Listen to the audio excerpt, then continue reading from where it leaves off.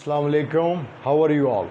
Welcome back to the new session of phonemic classification. In today's class, I am going to explore another dimension of the same phonemic distinction that we have been trying to investigate in the previous few sessions.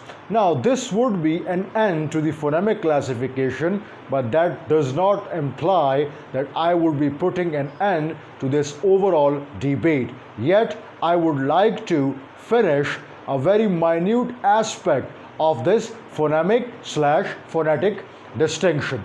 Now, if you look at the whiteboard, I have written two things: phones and allophones.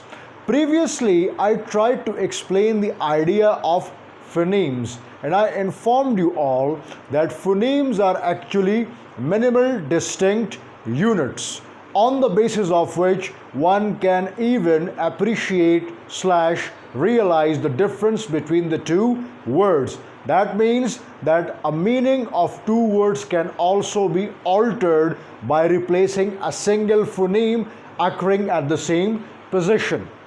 Now I'm going to explain phones. If you slightly recapitulate the previous session, you would get to remember that in phoneme we also tried to explain that what are phonemes. Phonemes are actually abstract. You must understand this.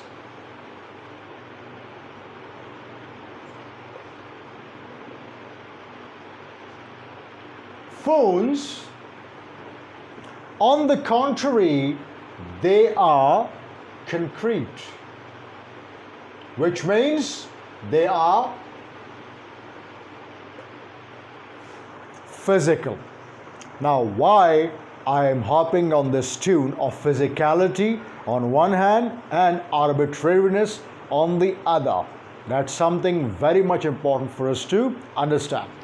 As far as phonemes are concerned, every speaker of a language unconsciously knows the phonemes of his language. For example, the speech sounds of his language, and he's also aware of those conventions, rules and regulations on the basis of which these phonemes are joined in a proper sequence, and we ultimately form different words. So that's the first aspect of phoneme. The second, what do we actually mean by phones?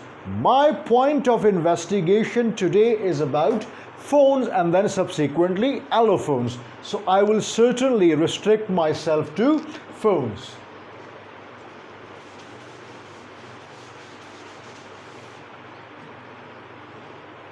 Now, what are phones?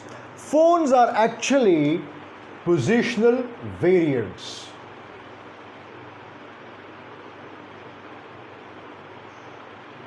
Number one. Number two, they are versions of the same phoneme.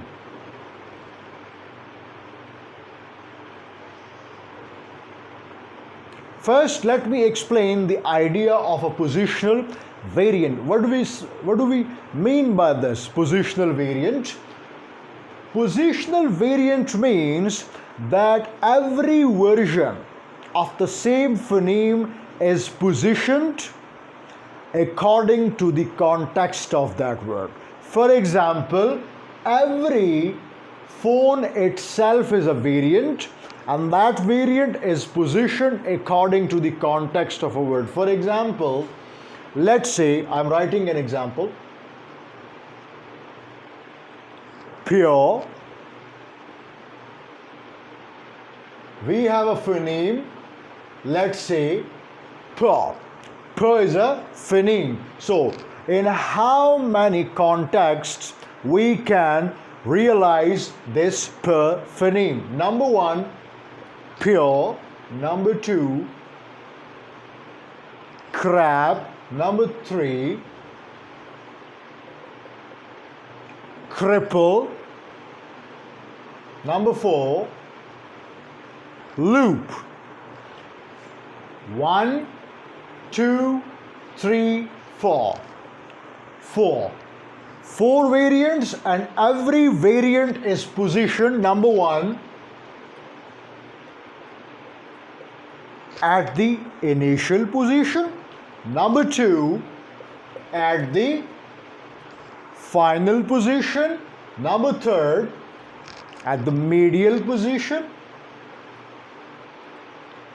again at the final position. So these are variants and they are positioned accordingly. So every phoneme has different variants, and every variant is positioned in every word accordingly, and that is purely based on the idea of phonotactics, where the sequencing is based on certain conventions and constraints of the language. Now over here, the second one is, that's already explained in the first aspect, that they are the versions of the same phoneme. It means 1, 2, 3, 4. So all of them are versions of the same phoneme per. One thing regarding the phoneme is that we always enclose a phoneme in slanting parentheses, or you can call them brackets like this. For example, if we have a phoneme, let's say ch. So this ch should be enclosed in the slanting brackets. That's the criteria, and you must remember this criteria. Now, these are the two aspects of the phones. Now, what do we mean by allophones? Let me explain.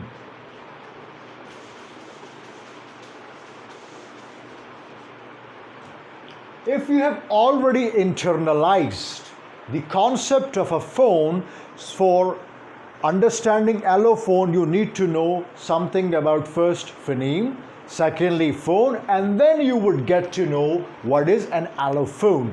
So over here, you must remember, I told you that they are positional variants and then they are the versions of the same phoneme.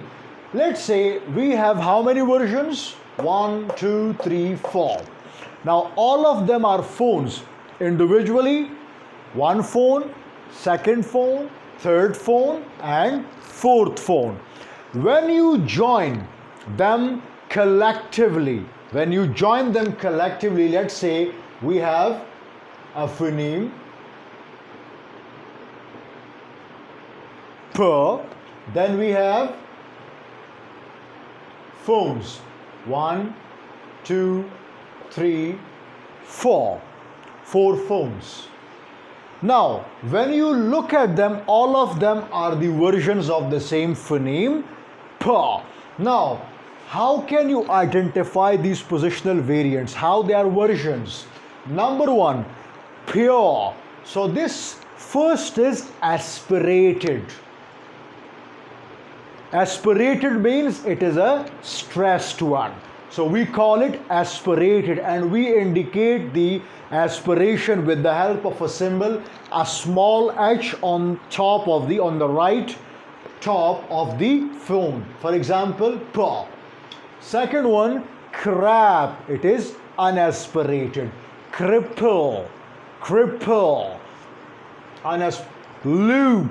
Unaspirated. So two aspirated, two unaspirated. So you can also write them like this: per, and per.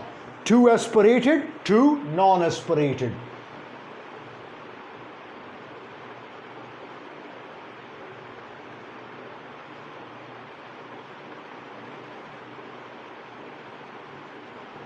How many? 4.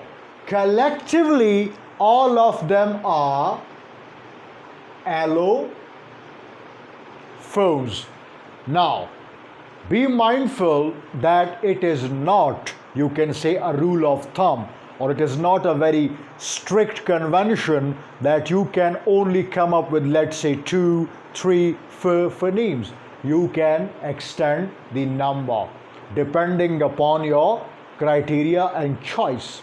So all these things must be digested by you while explaining something about phonemes, phones, and allophones. So this is something very much interconnected. First, you need to know about phoneme, then phone, and subsequently allophone. Now, this was all about the concept of a phoneme leading to the idea of allophones. Now, in the next session, I would be plunging into the heart of the matter of yet another topic associated with the concept of phonology. Till then, stay updated, and please, if there are any suggestions with the help of which I can bring about certain improvements to my channel, so these suggestions would be very much welcomed and humbly accepted. So till then, take care. Goodbye.